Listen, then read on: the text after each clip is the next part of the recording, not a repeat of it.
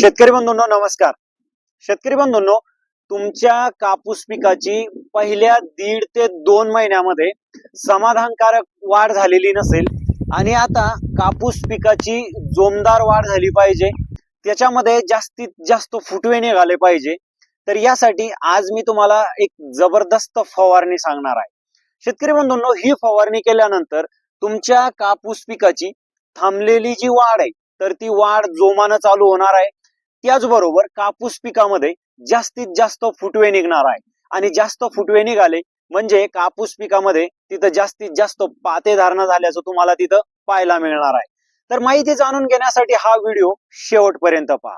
पहिल्यांदाच तुम्ही आपल्या चॅनलवर आला असेल आणि कापूस पिकाबरोबरच इतर कोणत्याही पिकाचं संपूर्ण व्यवस्थापन तुम्हाला पाहिजे असेल तर आपल्या चॅनलला सबस्क्राईब करून नोटिफिकेशन बेल ऑन करायला विसरू नका, म्हणजे येणाऱ्या नवीन व्हिडिओचं नोटिफिकेशन हे सर्वात अगोदर तुम्हाला मिळेल. शेतकरी बंधूंनो, कापूस पिकाची वाढ न होण्यामागं अनेक प्रकारची कारणं असू शकतात. बऱ्याचदा आपण खत देतो तरी सुद्धा कापूस पिकाची वाढ होत नाही. काय होतं, खत देतो त्यावेळेस जमिनीमध्ये जर पुरेसा ओलावा नसेल किंवा पाऊस कमी असेल तर त्या परिस्थितीमध्ये दिलेली दाणेदार स्वरूपातली जी खतं आहे ती ऑलरेडीच पिकाला लागू होण्यासाठी जास्त वेळ लागतो आणि त्या परिस्थितीत जर ओलावा कमी असेल तर जमिनीतून ते खत पिकाला उचलण्यासाठी अडचण निर्माण होते. परिणामी पिकाची जी वाढ आहे तर ती समाधानकारक त्या ठिकाणी होत नाही. मग या परिस्थितीत आपण जर फवारणीच्या माध्यमातून काही अन्नद्रव्य जे पिकाला जर पुरवले तर पानाद्वारे आणि पेशींद्वारे पीक ते अन्नद्रव्य त्या ठिकाणी लवकर शोषण करतं आणि एकंदरीतच त्याचा परिणाम कापूस पिकाचा जो सर्वांगीण विकास आहे किंवा जी वाढ आहे, जे फुटवे आहे तर ते होण्यासाठी त्या ठिकाणी चांगली मदत होते. तर अशीच एक जबरदस्त फवारणी आज आपण जाणून घेणार आहोत. तर यामध्ये सर्वप्रथम आपल्याला काय करायचं आहे शेतकरी बंधूंनो, फवारणीमध्ये एक विद्राव्य खत घ्यायचं आहे, ज्यामध्ये ICL कंपनीचं 1261 या विद्राव्य खताचा तुम्हाला वापर करायचा आहे. एका 20 लिटरच्या पंपाला 100 ग्राम. आता याच्यामध्ये 12% नायट्रोजन आहे आणि 61% फॉस्फरस आहे. आता याची फवारणी आपण कापूस पिकावर केल्याच्या नंतर पानाद्वारे पीक जे आहे तर ते लवकर त्या ठिकाणी हे विद्राव्य खत शोषण करणार आहे आणि त्यामुळे एकंदरीत जो नायट्रोजन आहे तर नायट्रोजनमुळे पिकाची थांबलेली जी वाढ आहे तर ती वाढ सुरू होण्यासाठी मदत होणार आहे. आणि जो 61% फॉस्फरस आहे, फॉस्फरसमुळे शेतकरी बंधूंनो मुळांचा विकास होणार आहे, पिकाची अन्नद्रव्य शोषण करण्याची प्रक्रिया सुधारणार आहे आणि त्यामुळे कापूस पिकामध्ये जास्तीत जास्त फुटवे निघणार आहे. त्यामुळे आपल्याला विद्राव्य खताचा फवारणीमध्ये तिथं वापर करायचा आहे.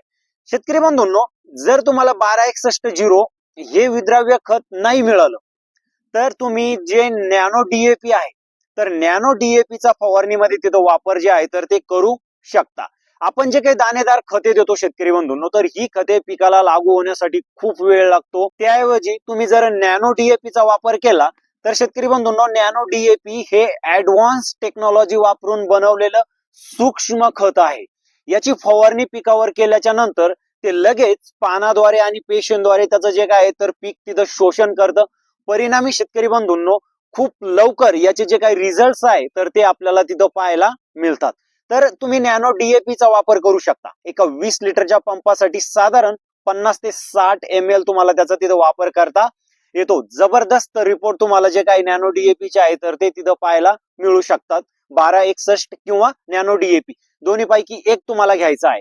आणि याच्या जोडीला शेतकरी बंधूंनो, जर तुम्ही इंजोकेम या कंपनीचं लिडेक्स नावाचं बायोस्टिम्युलेंट एक 20 लिटरच्या पंपाला 50 मिली जर वापरलं तर एक्सिलंट रिपोर्ट तुम्हाला जे काय तर या कॉम्बिनेशनच्या कापूस पिकामध्ये तिथं पाहायला मिळणार आहे. म्हणजे जोमदार वाढ होणार आहे, कापूस पिकामध्ये ग्रीनरी येणार आहे, जास्तीत जास्त फुटवे निघणार आहे आणि जास्तीत जास्त पाते धारणा तिथं कापूस पिकामध्ये झाल्याचं तुम्हाला पाहायला मिळणार आहे. किंवा लिडेक्स ऐवजी इफकोचं जे सागरिका आहे तर सागरिकाचा तुम्ही वापर करू शकता 50 मिली प्रति 20 लिटरच्या पंपासाठी. आता शेतकरी बंधूंनो, केवळ 1261 किंवा नॅनो DAP आणि त्याच्यासोबत एक बायोस्टिम्युलेंट घेऊन आपलं चालणार नाहीये. तर आपलं जे पीक आहे तर ते निरोगी असणं गरजेचं आहे. त्यासाठी आपल्याला शेतकरी बंधूंनो, जे काही मावा आहे, तुडतुडा आहे, थ्रिप्स आहे किंवा पांढरी माशी आहे त्याचं सुद्धा कापूस पिकामध्ये चांगलं नियंत्रण करणं गरजेचं आहे आणि त्यासाठी एक चांगलं कीटकनाशक आपल्याला फवारणीमध्ये वापरायचं आहे. तर यामध्ये तुम्ही उलाला वापरू शकता. 20 लिटरच्या पंपासाठी 8 ग्रॅम, किंवा शेतकरी बंधूंनो तुम्ही ऍक्टरा वापरू शकता 20 लिटरच्या पंपासाठी साधारण 15 ग्रॅम, किंवा शेतकरी बंधूंनो ऍसिफेट 30 ग्रॅम आणि ऍक्टरा 10 ग्रॅम असं तुम्ही कॉम्बिनेशन मध्ये सुद्धा तिथं वापरू शकता. आणि एक बुरशीनाशक, जर कापूस पिकावरती काही बुरशीचा प्रादुर्भाव तुम्हाला दिसत असेल, गरज असेल तर बुरशीनाशकाचा तुम्ही तिथं वापर करा, गरज नसेल तर बुरशीनाशकाचा वापर करू नका. आता बुरशीनाशक कोणते घ्यायचे आहे तर तुम्ही एकतर कार्बेंडायझिन प्लस मॅनकोझेब म्हणजे युपीएल कंपनीचं साप वापरू शकता 30 ते 35 ग्रॅम, किंवा शेतकरी बंधूंनो बायरचं अँट्राकॉल वापरू शकता 30 ते 35 ग्रॅम. अशा पद्धतीनं कापूस पिकामध्ये जर वाढ ही थांबलेली असेल, फुटवे कमी निघत असेल, त्या परिस्थितीत सांगितलेली फवारणी जर शेतकरी बंधूंनो तुम्ही केली तर एक्सिलेंट रिपोर्ट तुम्हाला तिथं पाहायला मिळू शकतात.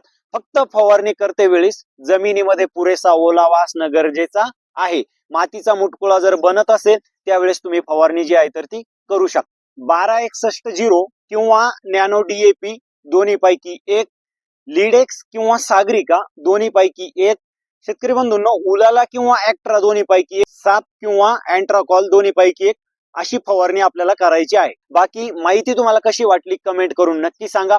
व्हिडिओ आवडला तर व्हिडिओला लाईक करा आणि जास्तीत जास्त कापूस उत्पादक शेतकरी बांधवांना आपला हा व्हिडिओ शेअर करायला विसरू नका. भेटूया पुन्हा एकदा नवीन व्हिडिओ मध्ये, तोपर्यंत नमस्कार.